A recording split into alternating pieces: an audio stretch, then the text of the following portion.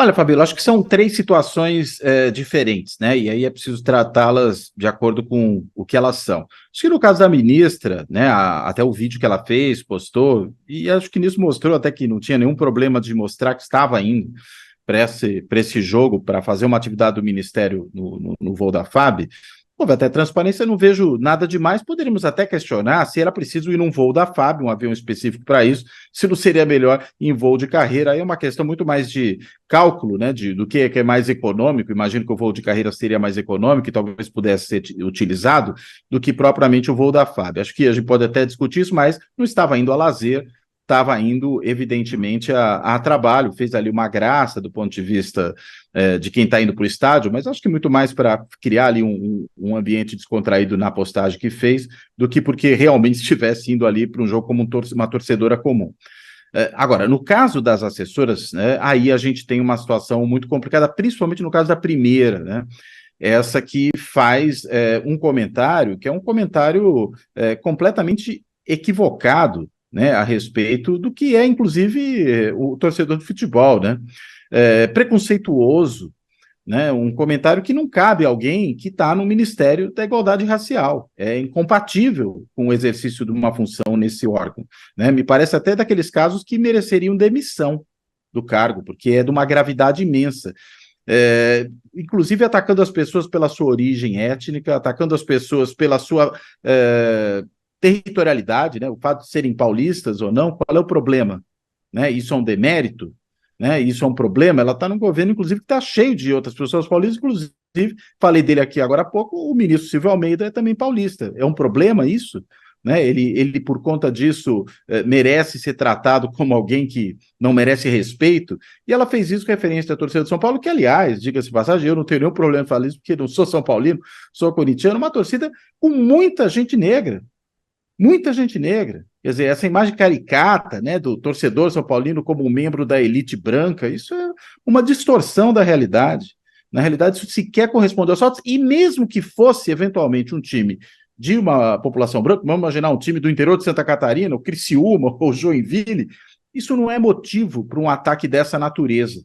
Né? Isso, na realidade, mostra um despreparo para aquela função, e insisto, acho que é uma pessoa que merecia ser exonerada do cargo que ocupa.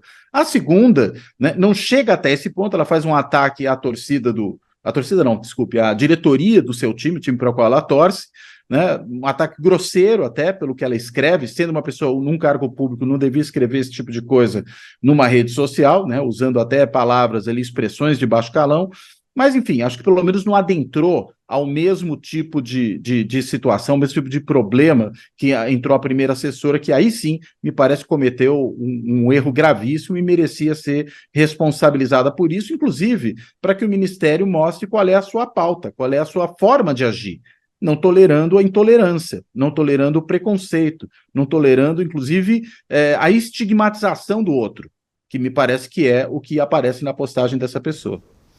Professor Cláudio Couto, a gente está vivendo esse momento. Muito obrigada pela sua participação aqui no nosso All News. Um beijo e até a próxima. Um beijo, Fabíola, um abraço também para o Josias, um abraço aí para todo mundo que nos acompanhou. Tchau, isso. Tchau, professor. Volte sempre, professor. Ô, Josias, a gente já está com o nosso convidado na ponta da linha aí, mas eu queria te ouvir rapidamente também sobre esse caso da Aniele e da assessora dela, né? Eu acho que o mais forte foi essa assessora, que é a chefe, inclusive, mas outras assessoras também fizeram outros posts. Mas no caso da Aniele, usar avião da FAB pode ou não pode? Nesse caso, é necessário ou não é? E uma postagem como essa para alguém que faz parte do Ministério e está lá atuando, né? E faz um ataque desse aos torcedores do São Paulo. A ministra Aniele Franco, ela foi em missão oficial, estava trabalhando. O ideal seria que todos os ministros utilizassem o mesmo avião da FAB, né? Ela mesma diz que foi lá junto com o ministro do Esporte, tem outro ministro. Não vejo problema na utilização do avião da FAB, não, Fabíola. E o que eu acho que é problemático no caso da Aniele é a forma irracível com que ela reagiu às críticas. Uma ministra de Estado está sujeita a críticas. Ela tem que responder de forma sóbria. Ela está numa vitrine pública. E, tendo ingressado nessa vitrine, ela precisa se acostumar às críticas, mesmo aquelas críticas mais injustas. Então, acho que a ministra foi muito ríspida ao responder às críticas. É melhor que ela responda de forma sóbria e justifique. Olha, estive lá a trabalho, não fui passear, e é justificável. Agora, em relação às assessoras, as duas, Fabíola, isso é caso de demissão sumária. O Lula está certo? Gênero e raça não são critérios?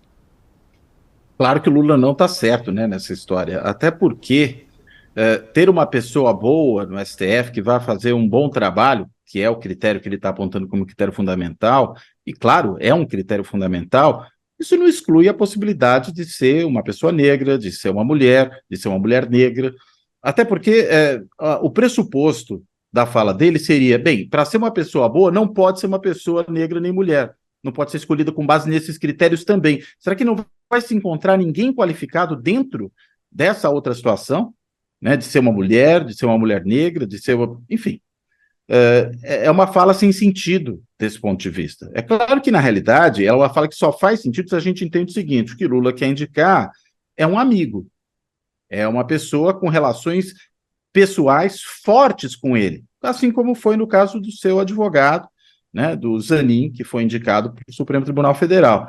E se ele não tiver esses laços pessoais fortes com nenhuma mulher negra, ou com uma mulher, pura e simplesmente, ele não vai indicar alguém com essas características, né? Então, a questão não é a qualificação, digamos, geral dessa pessoa.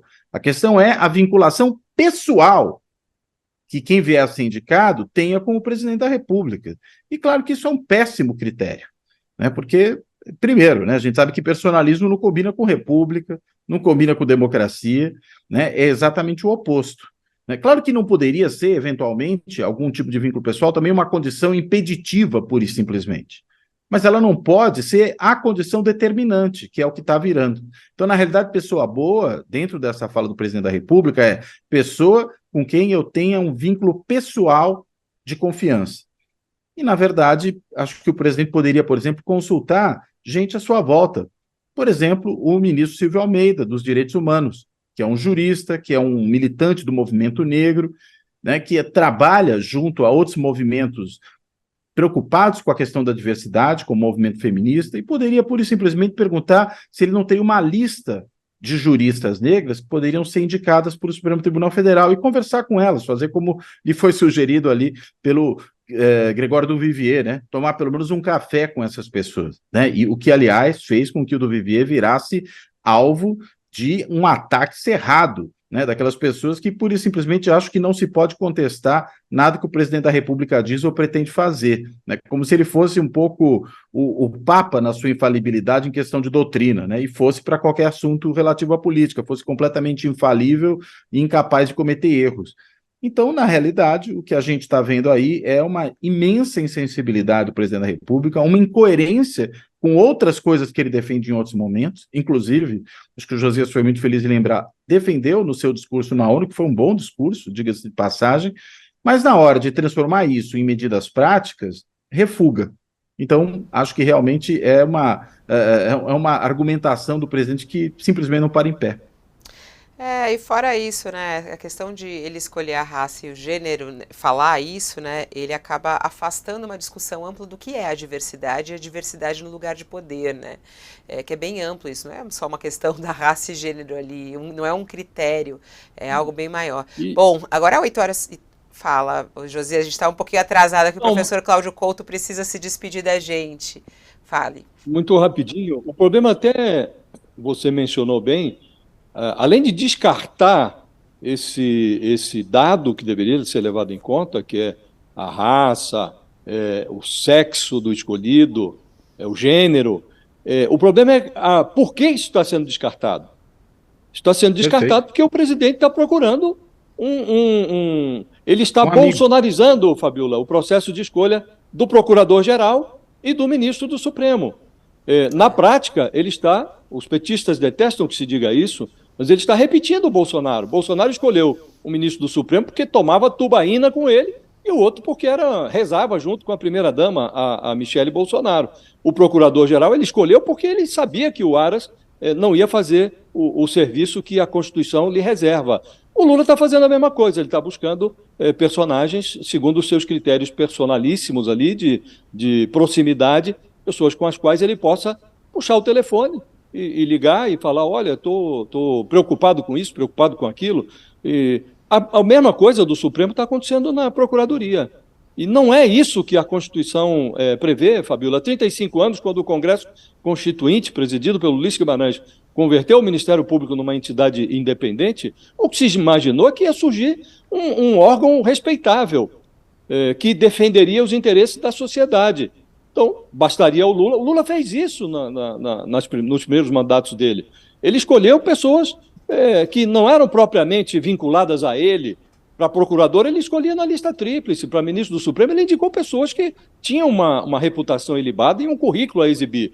É pena que ele tenha desvirtuado os seus próprios critérios para aproximar os critérios atuais de escolha dessas autoridades, que são importantíssimas, relevantíssimas, ele aproxima do método Bolsonaro de escolha. É uma pena. Essa rasgação de seda, Fabíola, chega a dar um certo nojo mesmo, sabe? Porque a pergunta que a gente deveria fazer em relação ao discurso do Dias Toffoli é: o que teria acontecido se o Augusto Aras tivesse cumprido a sua obrigação?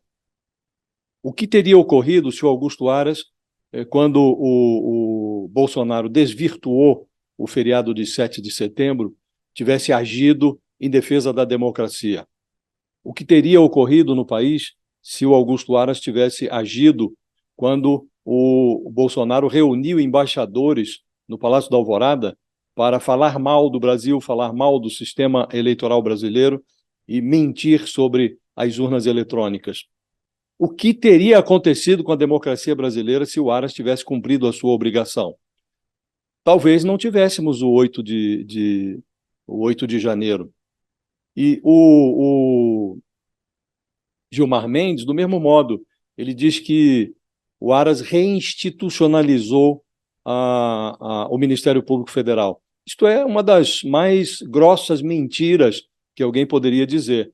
A pretexto de despolitizar o Ministério Público, o Augusto Aras bolsonarizou a chefia da Procuradoria-Geral da República.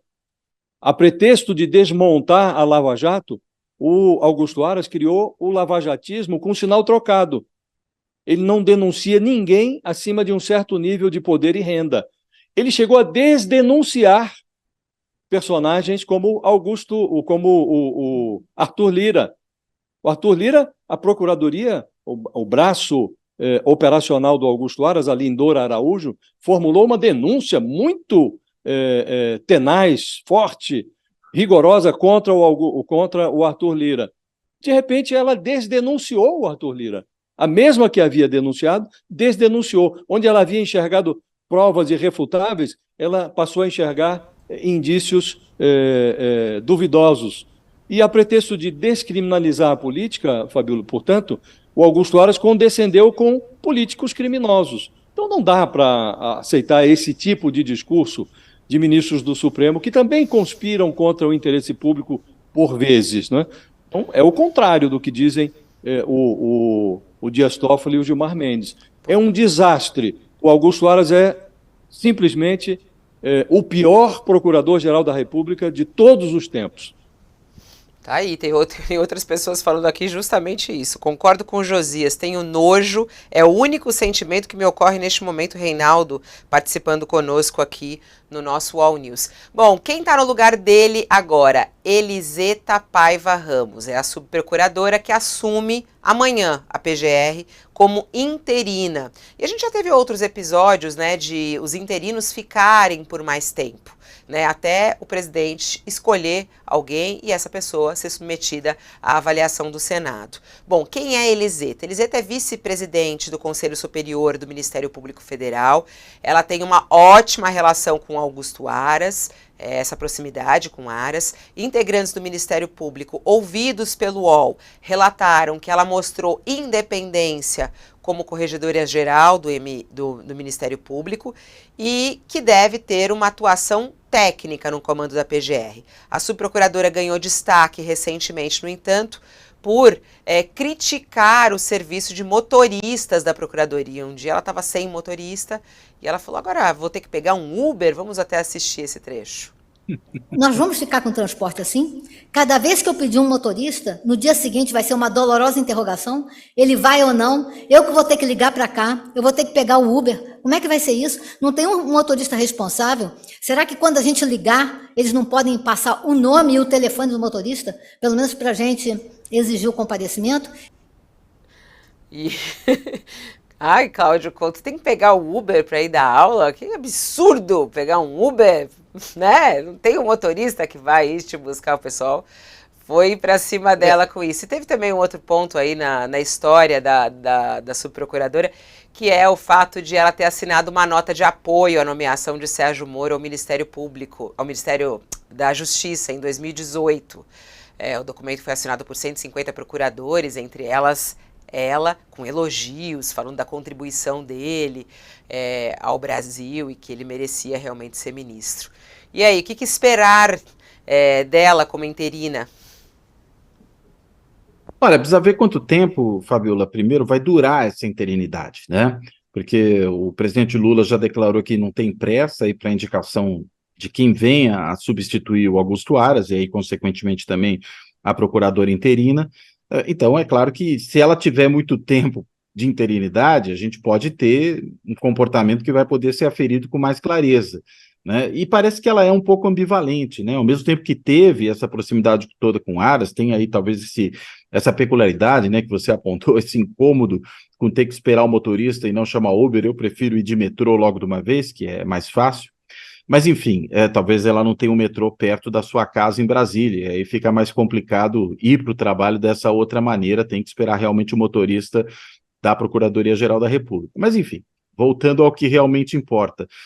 Olha, é difícil saber, né? Porque, como eu falei, ela tem posições um pouco ambivalentes ao longo do tempo. Em certos momentos, ela se mostra mais descolada dessa postura do grupo do Aras, né? Não tem a mesma postura, por exemplo, da Lindor Araújo, que era um lugar-tenente do bolsonarismo dentro da Procuradoria-Geral da República, fazendo par ali com Aras, né? Mas em outros momentos, enfim, revela uma proximidade muito grande com ele. Eu acho que a gente primeiro poderia dizer que o Augusto Aras é o procurador que nunca achou nada, né?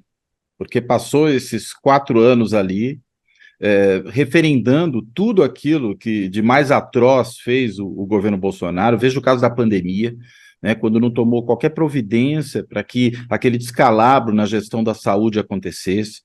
Veja a omissão dele diante dos diversos ataques que o Bolsonaro e a sua trupe fizeram ao longo de 4 anos de governo contra a democracia, contra as instituições democráticas.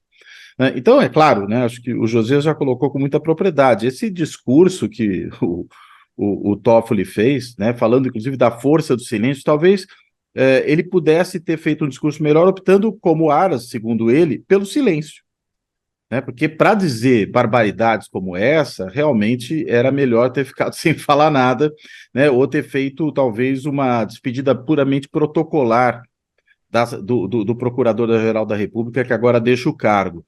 Agora, talvez isso aí possa ser explicado também pelo seguinte: nós percebemos no comportamento de Aras e no comportamento de Toffoli algo muito próximo, que é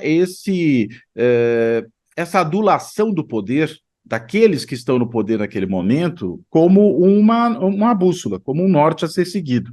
Então, nós vimos o quanto Toffoli se aproximou, primeiro ainda, né, após o impeachment da então presidente Dilma, do governo Temer, o quanto se aproximou, inclusive, dos militares que já começaram a voltar à política durante o governo Temer e depois entraram em massa no governo durante o mandato de Jair Bolsonaro, inclusive tendo até assessor general ali no seu gabinete, e esse assessor depois foi parar no governo Bolsonaro, no Ministério de Bolsonaro. E aí foi só acabar o governo Bolsonaro que o Dias Toffoli começou a ter uma postura de adulação ao novo presidente da República.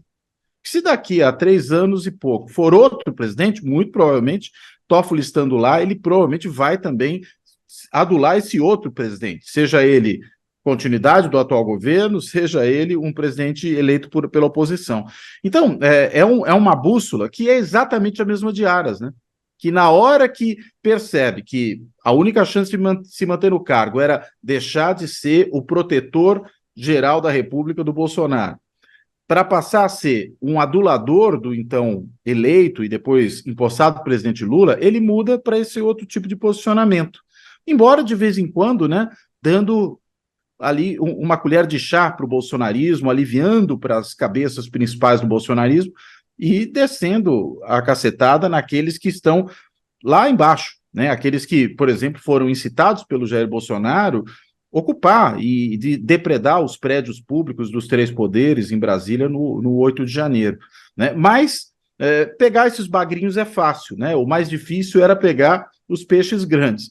E nisso a Yara se manteve inerte, desde sempre. Então, na realidade, é um período muito nefasto da Procuradoria-Geral da República que se encerra, né? Perto do primeiro, assim chamado engavetador-geral da República, ainda durante o governo Fernando Henrique Cardoso, a gente tem, Aras, uma versão muito anabolizada, muito aumentada disso, porque é muito mais do que apenas, digamos, mandar para o arquivo projetos, ou processos, melhor dizendo, que poderiam ser incômodos ao presidente da República de então. É, na realidade, atuar como uma força ativamente na defesa de um governo que foi o governo que, desde a nossa redemocratização, mais investiu contra as instituições democráticas.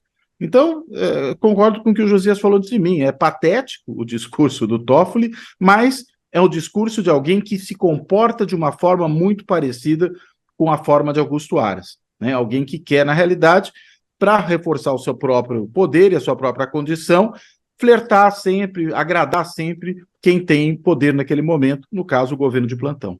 E não foi só o Toffoli, né?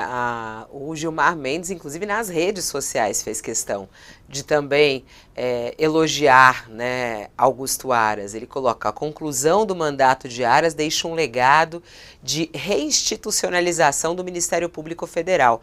A judicialização e a criminalização da política não são instrumentos de transformação social, mas sim estratagemas de grupos que nos últimos anos arvoraram-se na deturpação da lei como estratégia de instrumentalização política.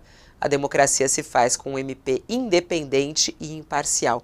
E é esse que é o ponto interessante, né? Será que Augusto Aras mostrou que o Ministério Público é algo imparcial e independente?